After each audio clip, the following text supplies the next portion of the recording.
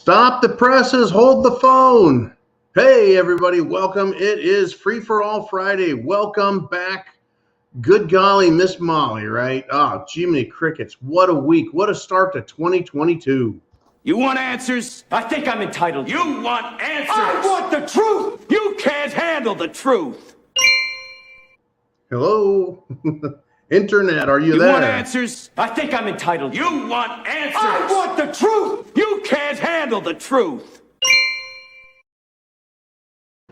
Did that play twice or is it just me? Folks, what a weird week. What the hell is going on?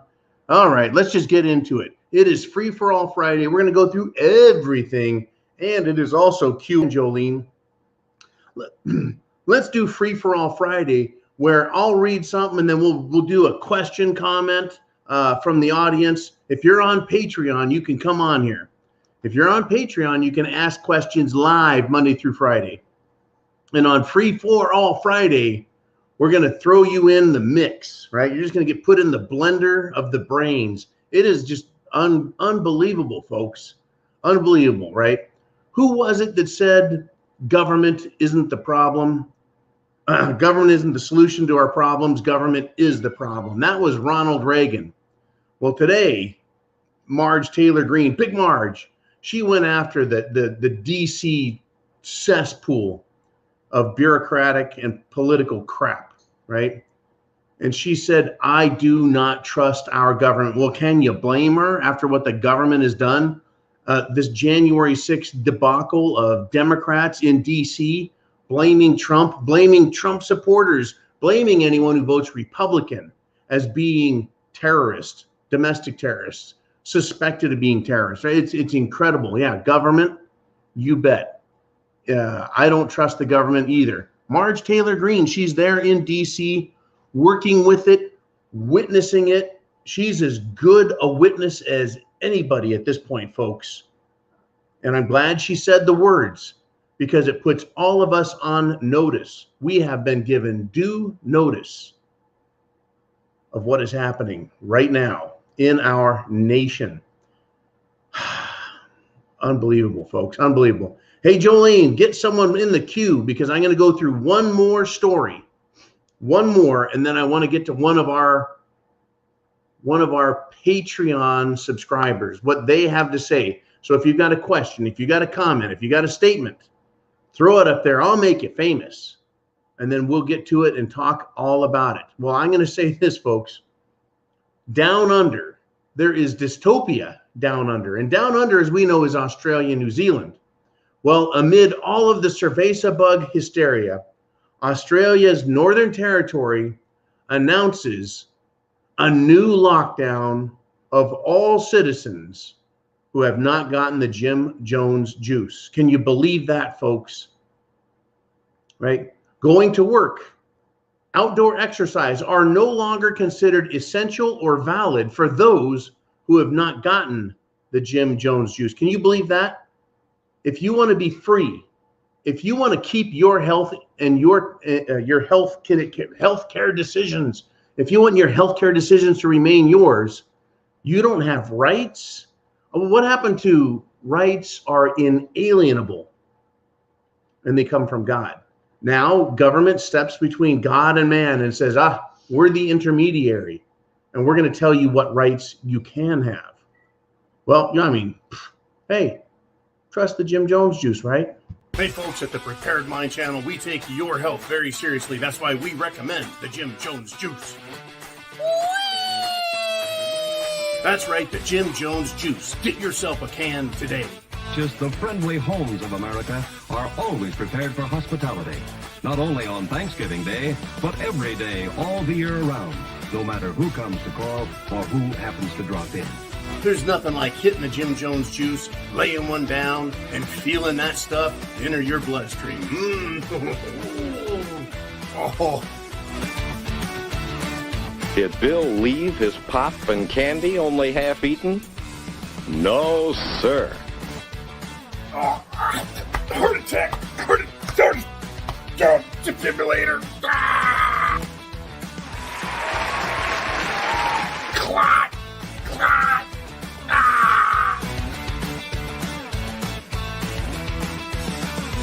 Don't forget, call an ambulance when you get your Jim Jones juice, because it's that good. Oh!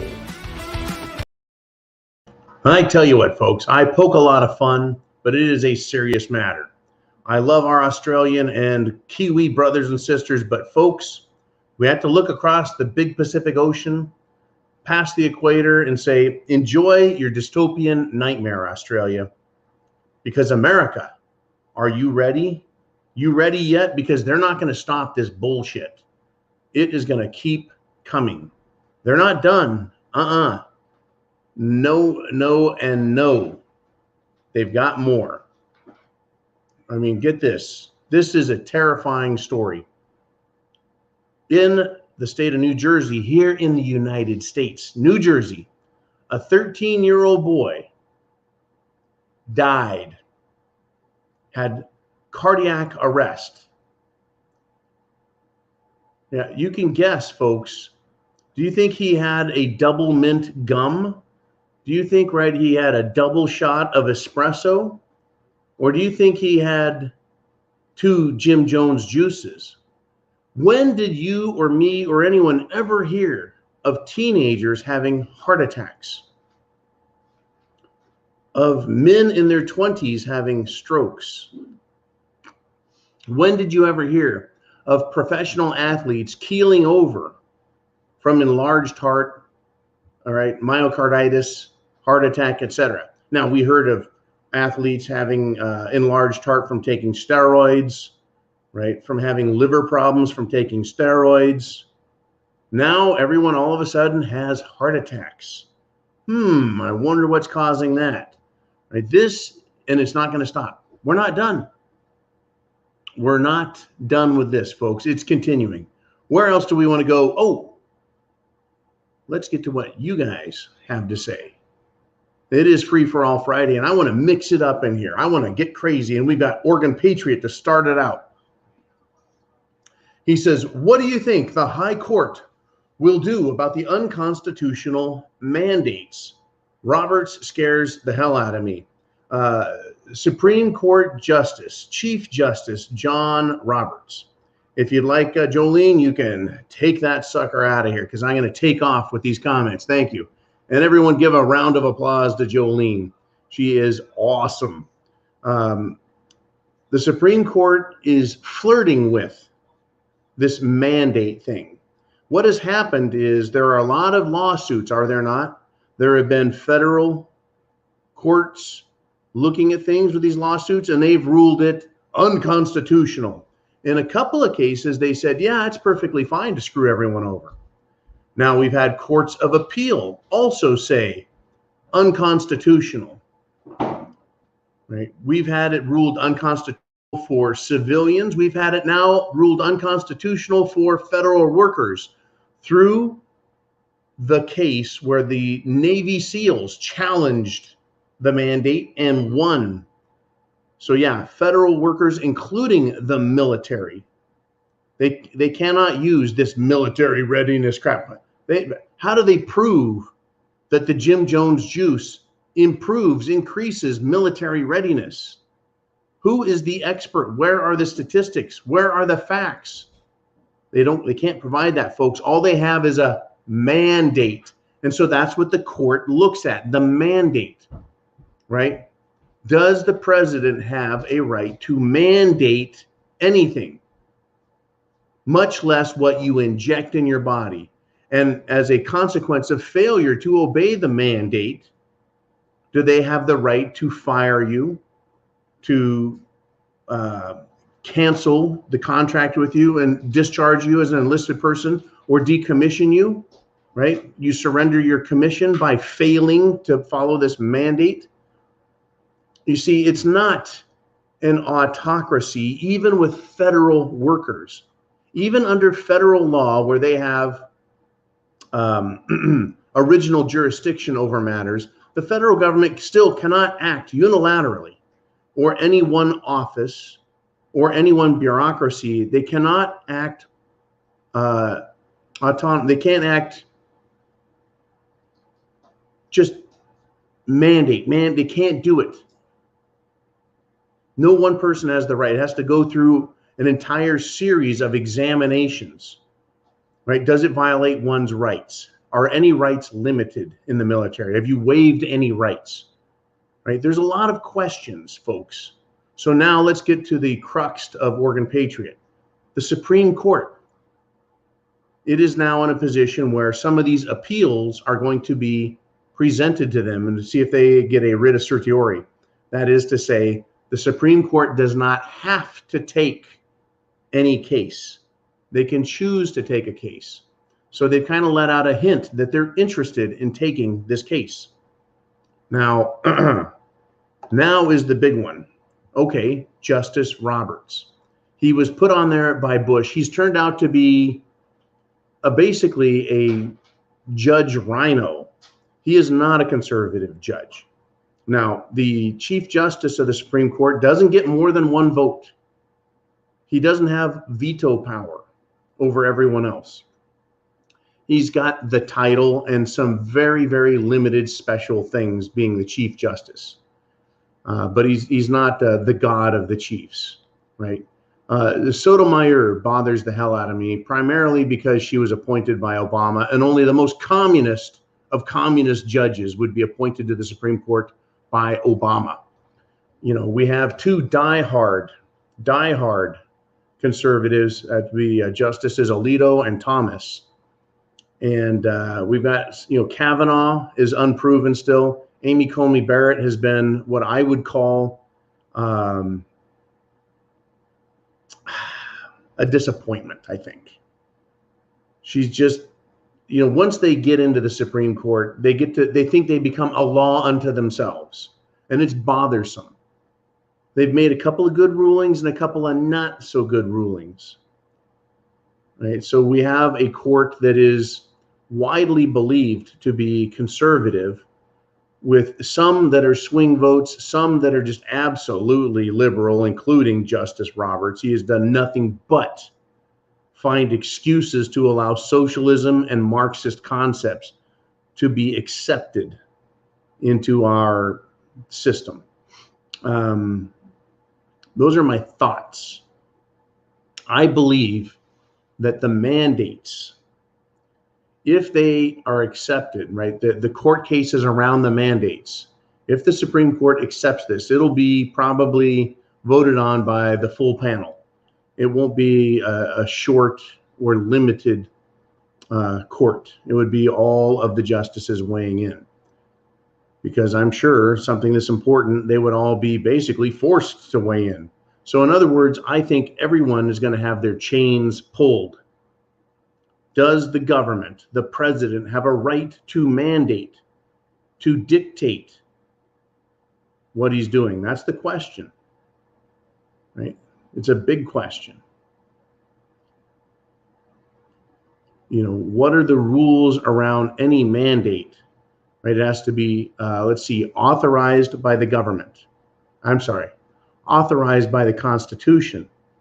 Is a mandate authorized by the Constitution, right? And if the answer is no, then done.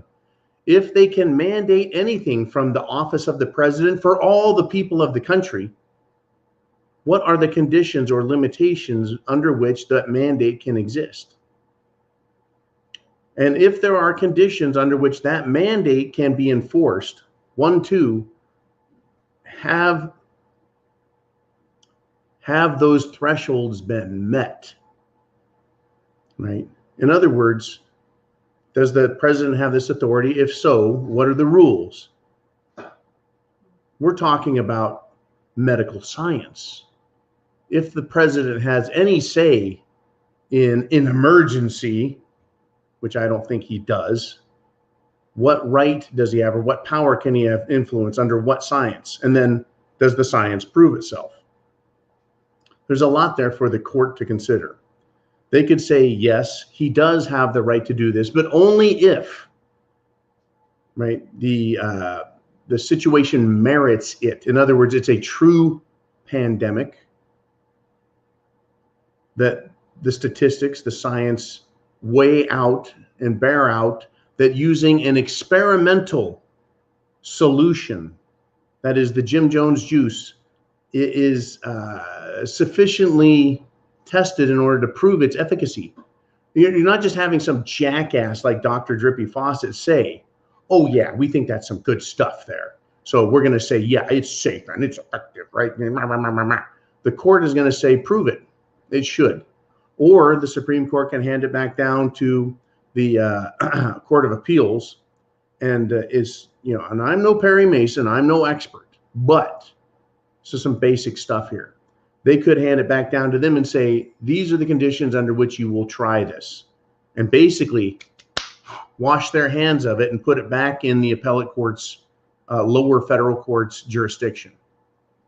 In my opinion, the president, nor even Congress, has any right to demand upon anybody, right, that they follow the government's mandated healthcare decision-making process, which is do as we say, But it was Justice Roberts who, in the Obamacare debacle, when it made it to the Supreme Court, ruled that Obamacare is a tax, not a mandate on insurance.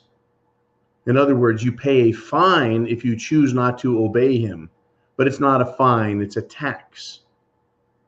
Right? It's a special tax. Now, I don't agree with special taxes.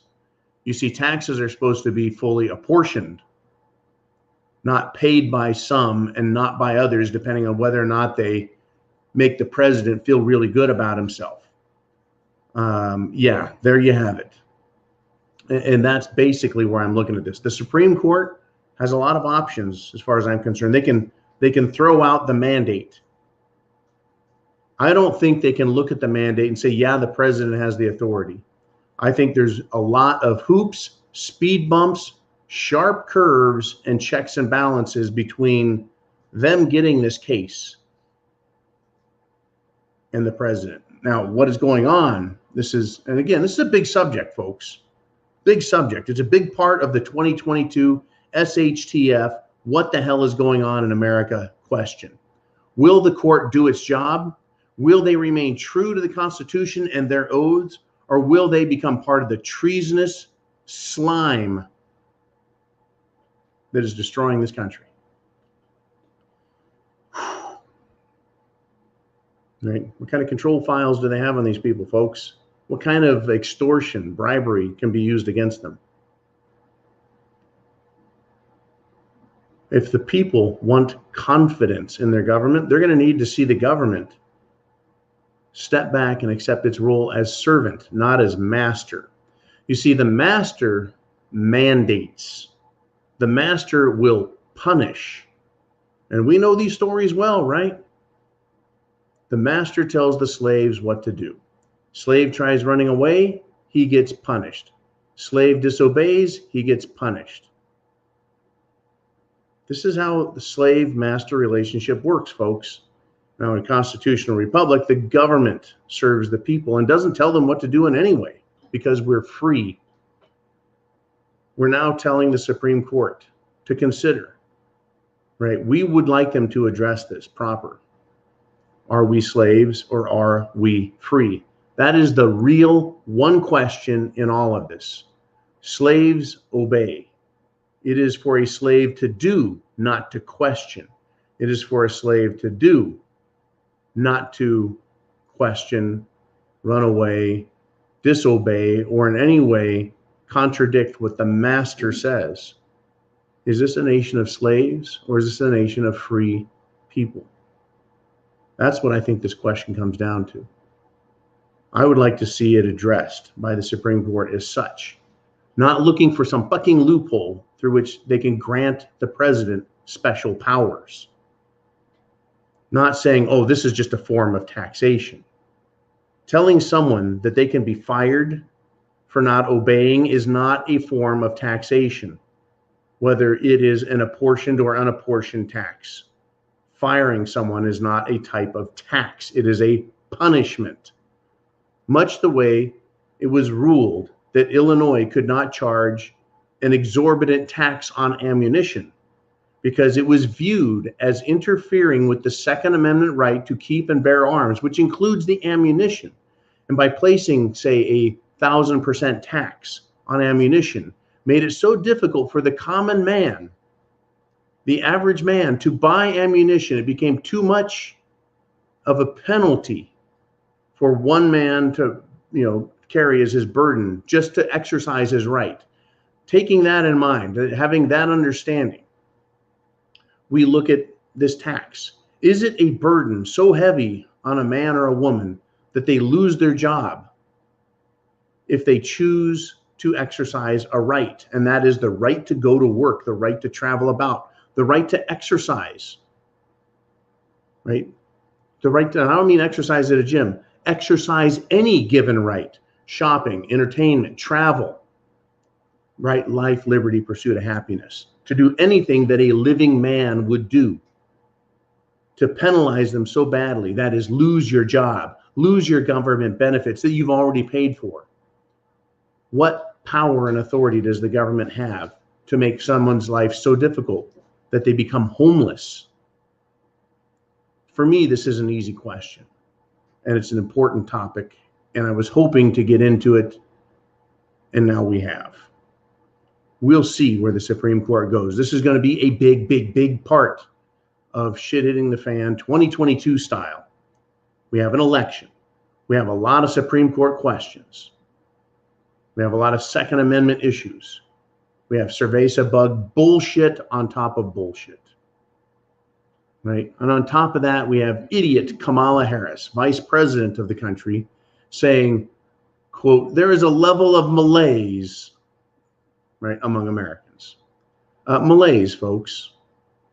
Sickness, sluggishness, laziness, malaise. That was a word used by Jimmy Carter when he talked about America. And that word, malaise, ended up characterizing his presidency.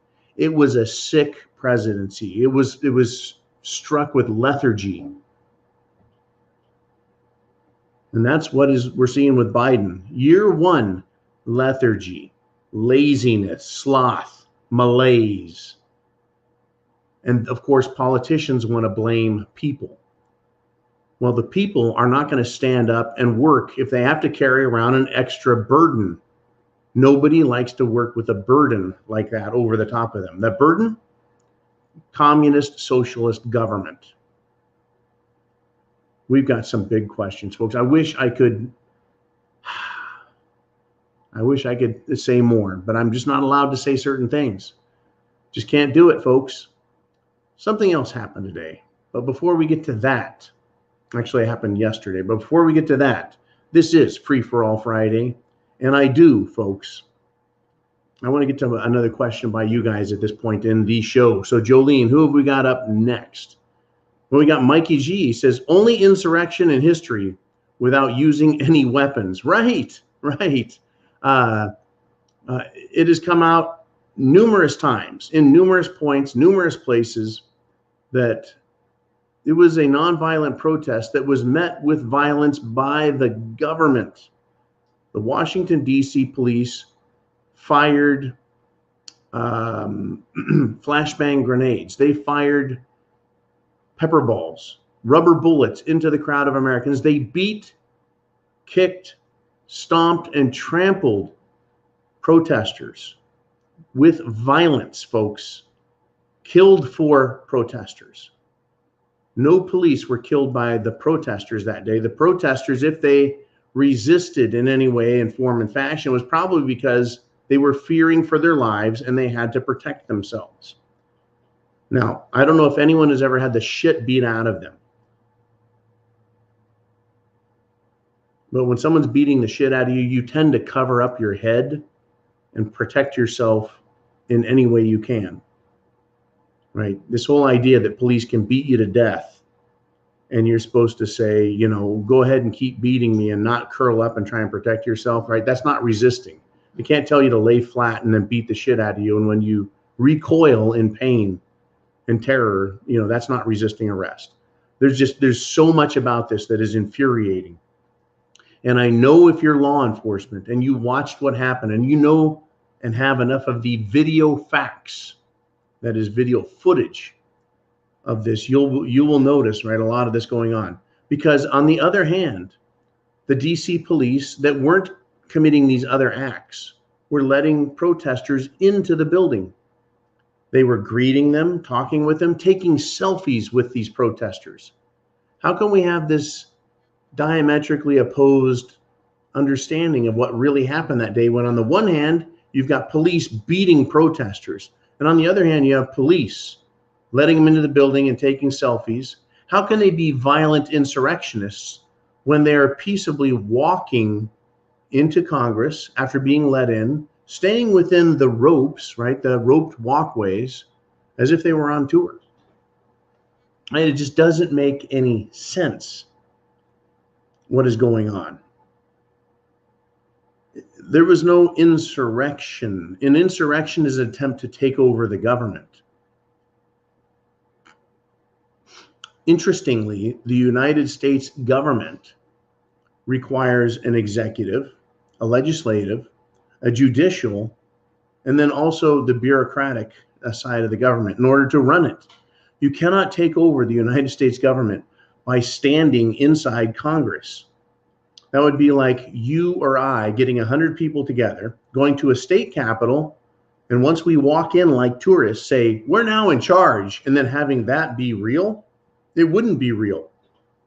It would not. It wouldn't be real at all. In order to be in charge of the government, you also have to have command of the military. Do you think the military was going to obey the commands of Buffalo Boy because he was sitting on the ground in front of the speaker's lectern? Right? The Speaker of the House is not in charge of the country, and Buffalo Boy was nowhere close to being in charge. Right? It was not an insurrection, and as pointed out, there were no weapons.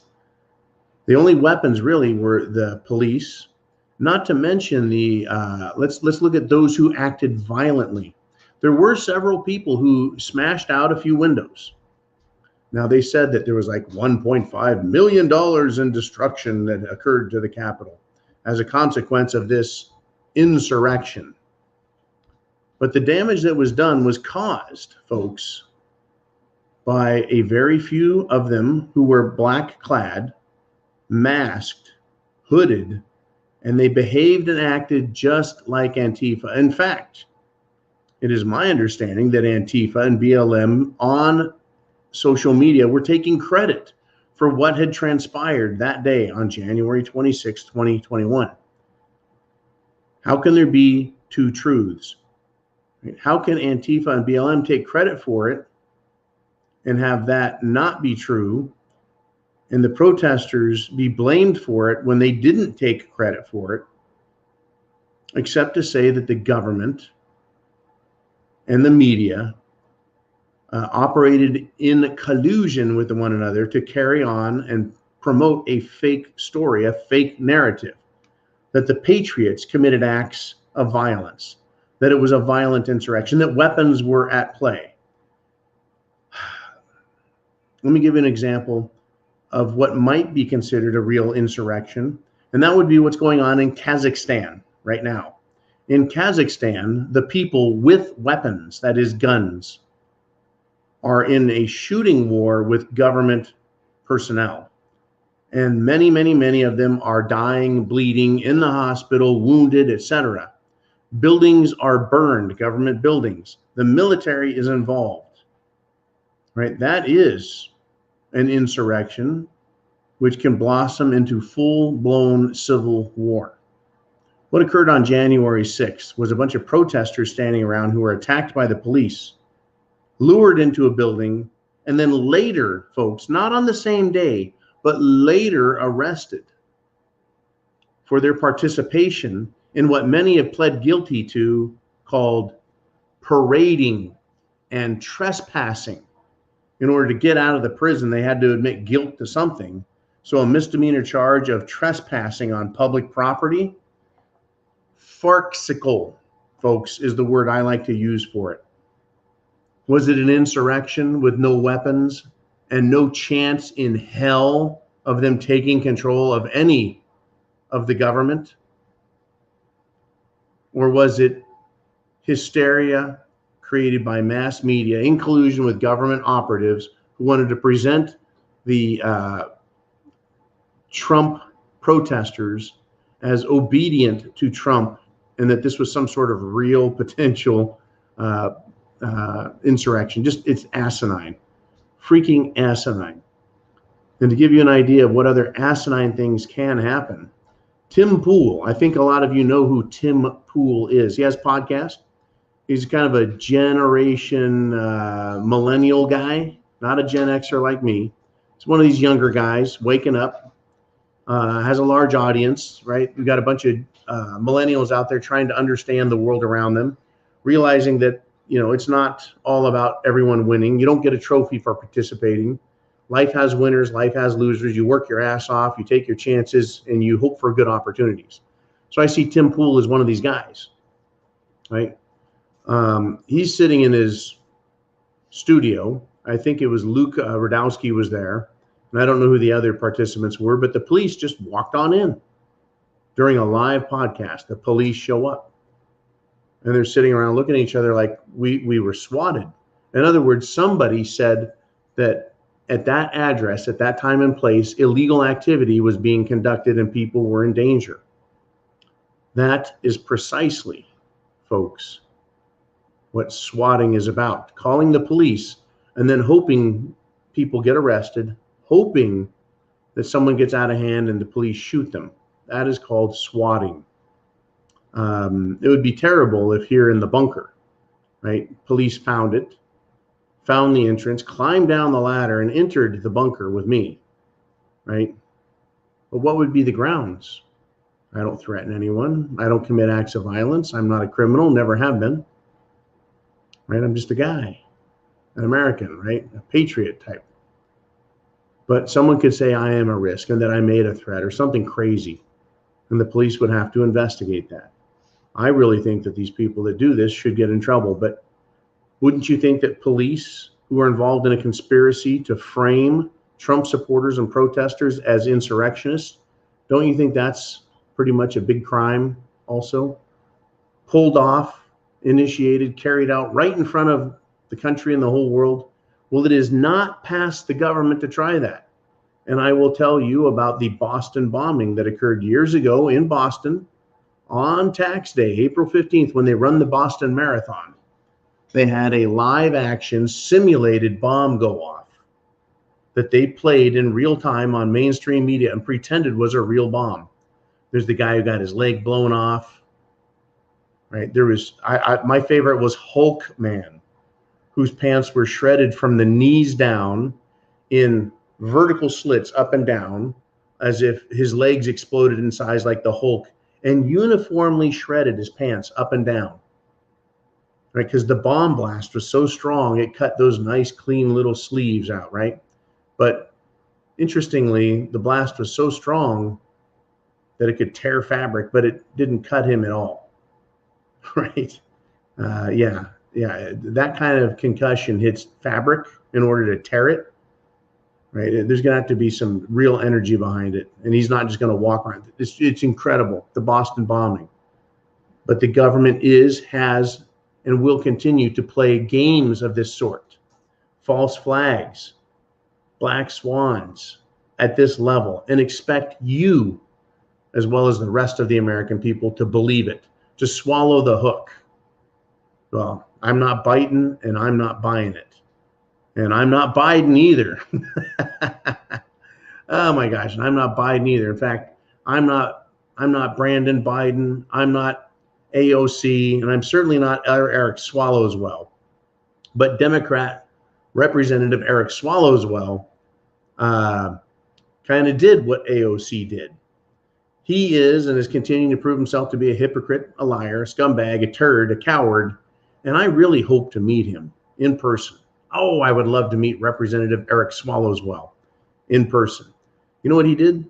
He's doing the same thing AOC did, same thing the Prickster's family, I don't know how many other, Gretchen the Grinch and her family, come down to Florida. That's right, Eric Swallowswell from California is showing up in Florida so he can run around maskless and be a free human. Tell you what, folks, people in Florida, they got it pretty good. I'm really wishing I was there, running around maskless on the beach, hanging out with important politicians who are liars. No, I don't really want to hang out with politicians who are liars, but I do like the idea of being free. And don't worry, folks, where I am at, I am as free as can be. It's just disgusting to see these people, folks. And it is Free for All Friday. So let's do this. Let's get to your next concern, folks. What do you want to talk about? We got Gary D in the house. And he has a question. He says, I'm thinking the Democrats might try to shut down the country by midterms, or to try and buy votes by a big stimulus check or canceling student loan debt. Thoughts? You are absolutely correct, Gary, in looking at these midterm elections, which will occur in November of 2022 this year. And they've got a lot of questions that are going to be asked of them, like, why should we vote for Democrats? Right? The American people. Well, Democrats will tell Democrats, you vote for us because we're Democrats and you're Democrats and we like to give stuff away.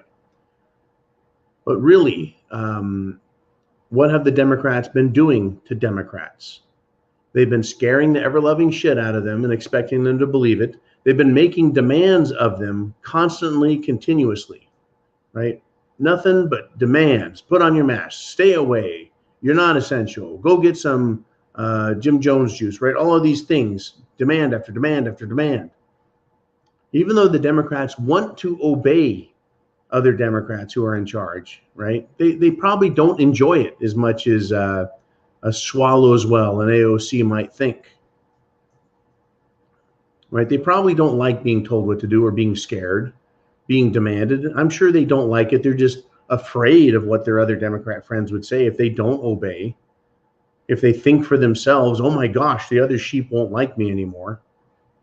So they're going to have a hard time encouraging people to get out and vote for them. They know they're going to lose a lot of seats. That's part of the reason why I said, you know what? Maybe the Reichstag will burn. Maybe Congress will burn, folks, in one form, fashion, or another. Similar to how the German legislature burned in 1933. Was it 32 or 33? I think it was 32. And at that point, President or Chancellor Hitler decided he would become the Führer or the dictator. Nasty stuff, folks. Yeah, so if they're going to go with voting, if they're not going to try an unholy false flag and just declare the United States suspended, the Constitution suspended, the Bill of Rights suspended, the Declaration of Independence suspended. Right? They need to suspend the Declaration of Independence also, folks, because it says your rights are inalienable. That has become part of the foundation of our law. So the government may not suspend anything that is from God. That is to say, it's inalienable to us. It is our prerogative and our right to always keep, hold, and enforce our ownership, our rights. But let me continue. If they don't want to do that, if they don't want to take that big of a step, right? That's a lot of meat on the bone to try and get in one bite, taking over the whole country. So how could they go about buying their way in? Well, yeah, get out the vote is what they used to do, right? They've been throwing money around. Let's write some stimulus checks and send them to everybody. This is from good old Santa Biden. Will that get people to vote? Well, it'll get money in people's hands. And if they vote, yeah, they would more than likely vote for Biden. But that doesn't guarantee that a vote will occur, that anyone will give a shit. So how do you get out the vote? Well, number one, you have to make it as easy as possible. And you want as many people as possible to vote easy as possible. And so they're trying to push this no voter ID required, vote by mail, right? Non-citizens can vote. How many illegals have they brought into the country since Biden became president? 2 million, 3 million, 5 million? Kind of hard to keep track when it is hundreds of thousands a month coming into this country. Let us continue. So, operatives who would dare to violate a moral code, a legal code, and vote more than once for their candidate, right? That's lying, cheating, and stealing all in one breath.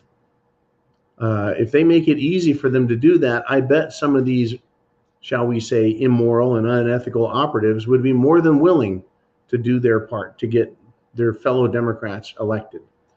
Yeah, they're going to try what they can. Buying votes, they need to make it easy to steal votes.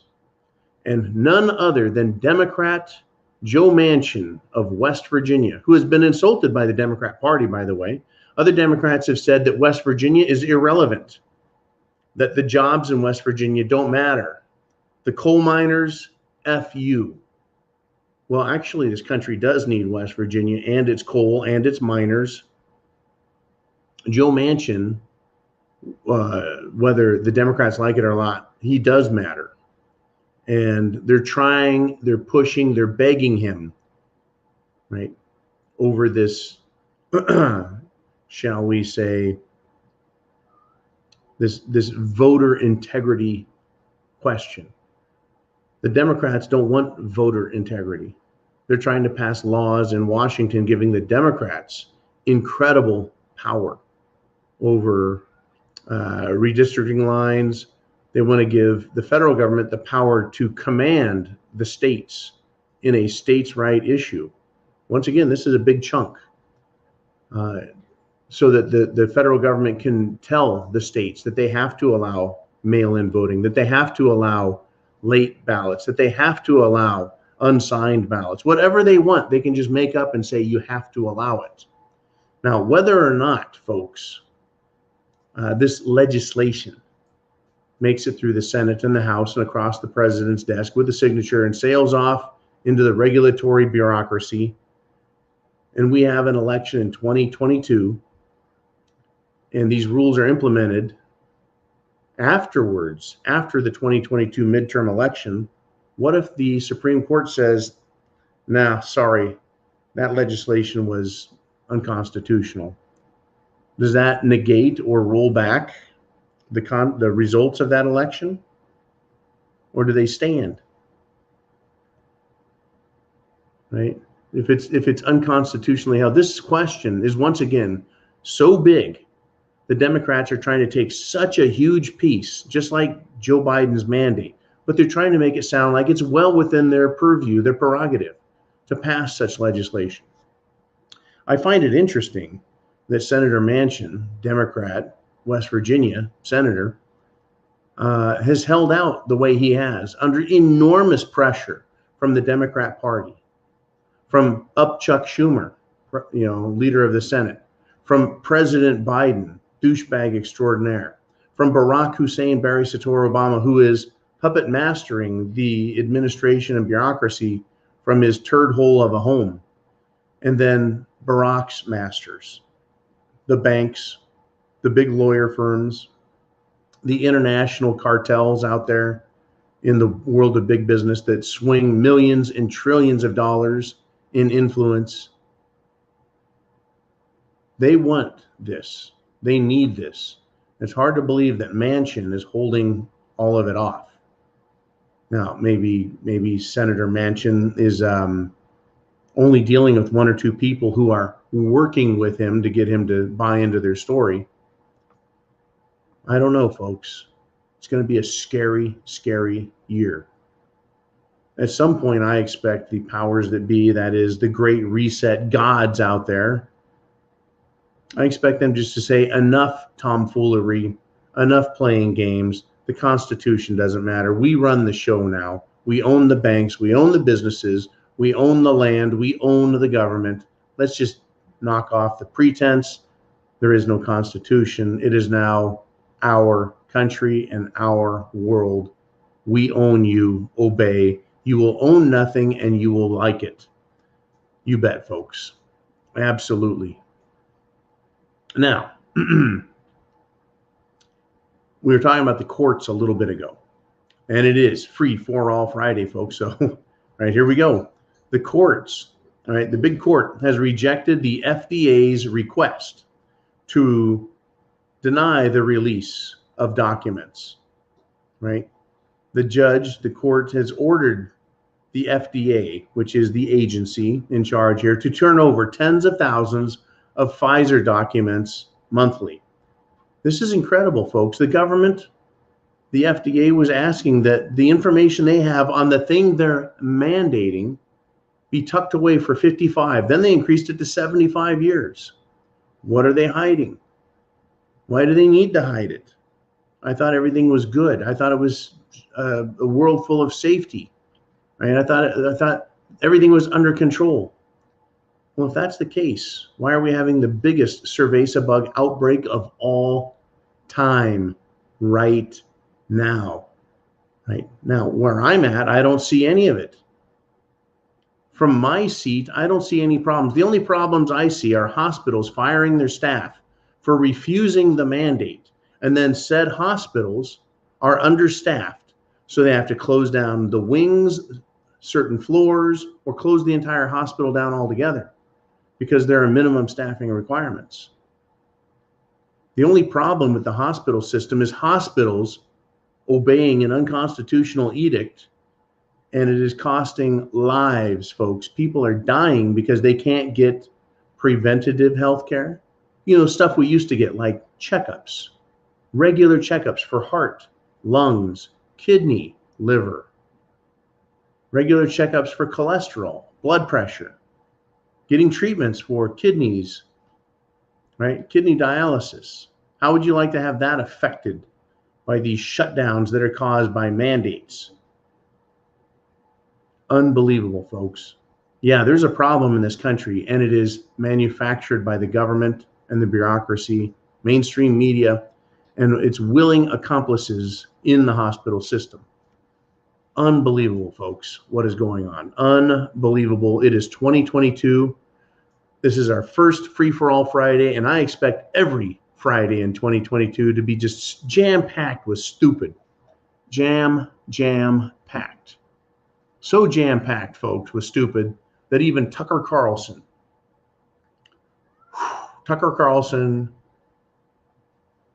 cast a little line out there, and he hooked him a Senator Ted Cruz. Now, just a couple of days ago, Ted Cruz said some things where Americans went, wait a minute, we kind of like what he's saying. Maybe Teddy can be the man. Well, on January 6th, Ted basically threw you, me, the Constitution, Trump, and patriots under the bus. Here's what Tucker said to him. Quote, you called this a terror attack when by no definition was it a terror attack. That's a lie. You told that lie on purpose, and I'm wondering why you did. Right? Because Ted Cruz said that the January 6th protesters were engaged in an act of terror. Now, instead of owning his comments that went into the official Senate record, these comments about it being a terror attack, you know, good old attorney Ted Cruz tried sliding his way out of it, slithering like a swamp snake, right? And he just downplayed his words as sloppy and dumb, and it was a mistake. Yeah, you know, it was a sloppy, dumb mistake on my part. Are you kidding me? Every senator, every congressman writes their speeches or has their speeches written by them, by their staff, and they say, this is what I want to say, write something up for me. And they give it back, and they will read it first. Make sure it says what they need it to say before they go stand at the podium with a microphone in front of their soup cooler and say the words. Right? I spend an hour every day, plus the morning video every day. And while I have an outline of what I want to talk about, right, I improvise this entire show. Senator Ted Cruz improvises nothing except when he goes on Tucker Carlson's show and others like it. When he steps in front of the microphone in Congress, it goes on record forever. So when he said that the January 6th protesters were engaged in a terrorist attack or a terrorist act, that was not a sloppy or dumb mistake. It was intentional. And that's what Tucker Carlson said. He says, what you did was a lie, and you did that lie on purpose. And he did. He gave Ted a chance to be a man and admit that he's a turd. Instead, he said it was a sloppy, dumb mistake. Well, I guess that means he's sloppy and he's dumb and he makes mistakes all the time. Is that the guy we want as a senator? Is that the guy we want as the president of the United States? Are sloppy, dumb mistakes to be made by Supreme Court justices? That's right. A lot of people have said Ted Cruz is such a legal, sharp mind, lawyer, because I believe he clerked for, was it Scalise or Rehnquist back in the early 90s? Judges, Supreme Court judges. Because he clerked for them, he should himself become one? Well, not if he's going to make sloppy, dumb mistakes. How can we trust this guy?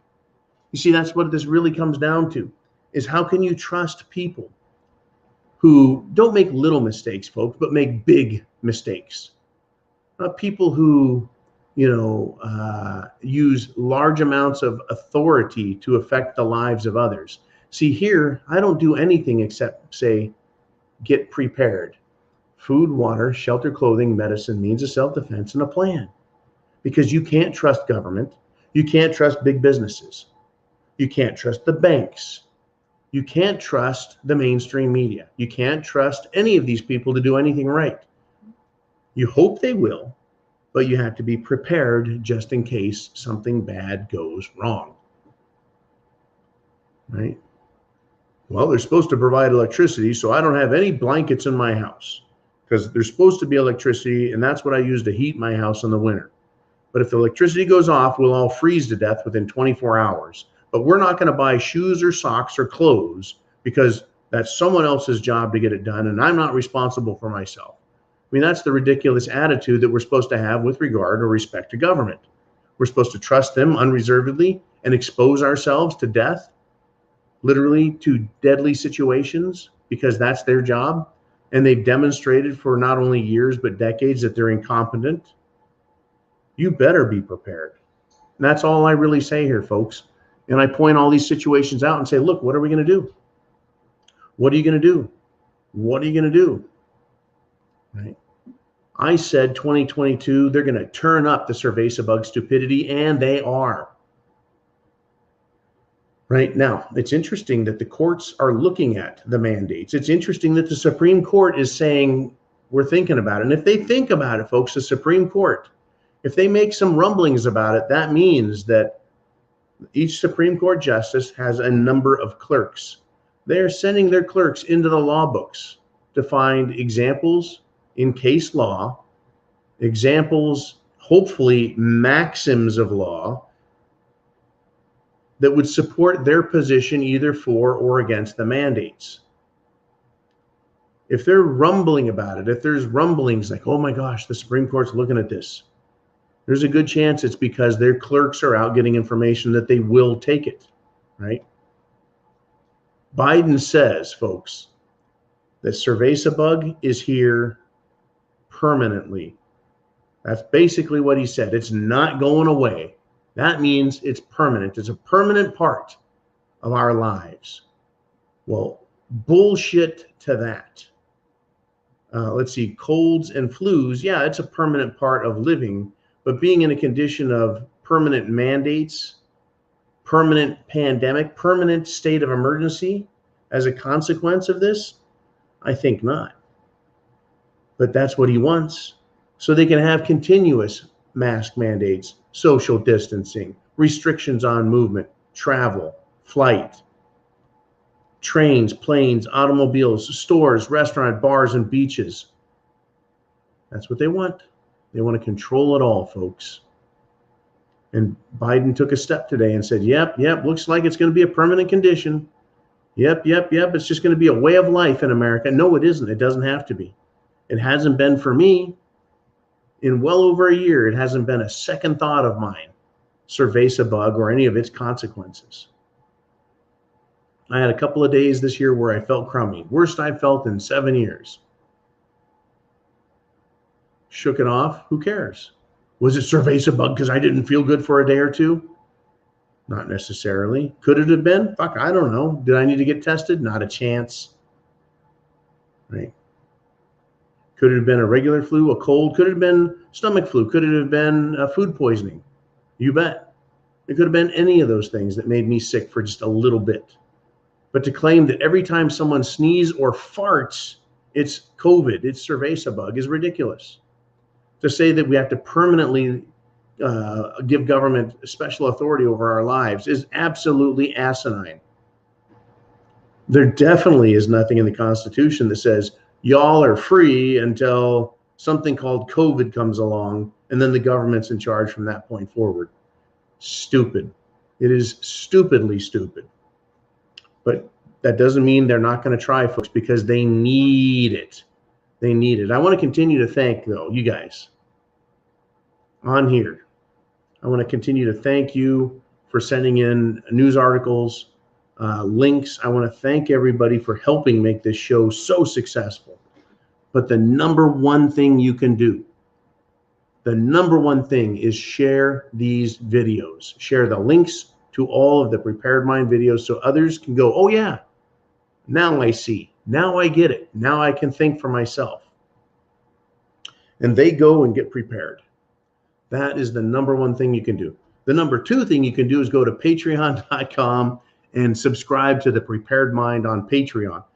$2 a month, 7 cents a day, and it keeps us going. It keeps us live. You see, mainstream media and big tech don't like us, and they do everything they can, folks, to put their knee on my neck, to harm me, which in turn harms you.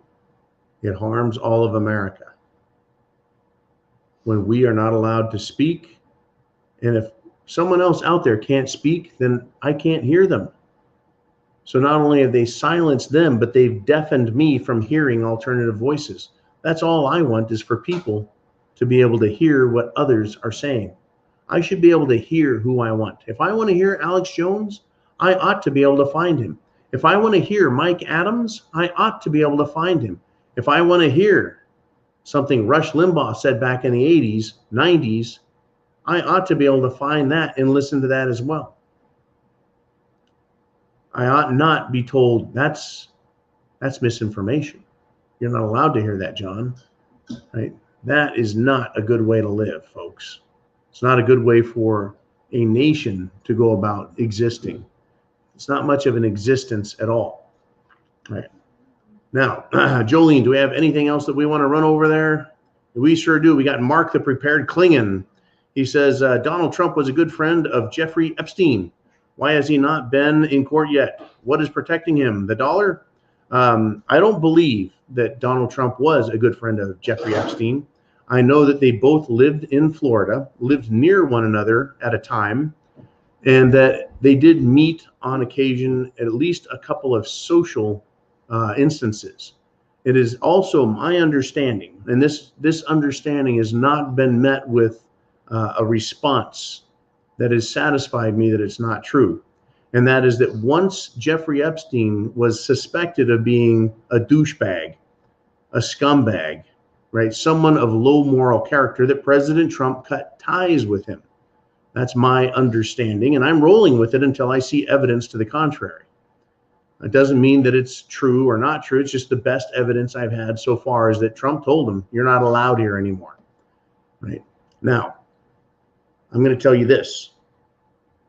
Here in the South, I have met two people that have met Jeffrey Epstein and Jizzy Maxwell. They worked at a restaurant and basically waited on them.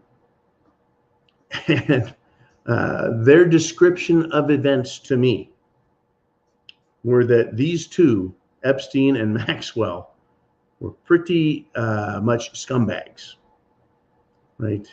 And of low moral character, right? And I'll leave that at that. You know, it's not hard for me to believe, based on the evidence out there, that Epstein is scum and Maxwell is scum. And the personal testimony I've received from two people who met them testifies to that.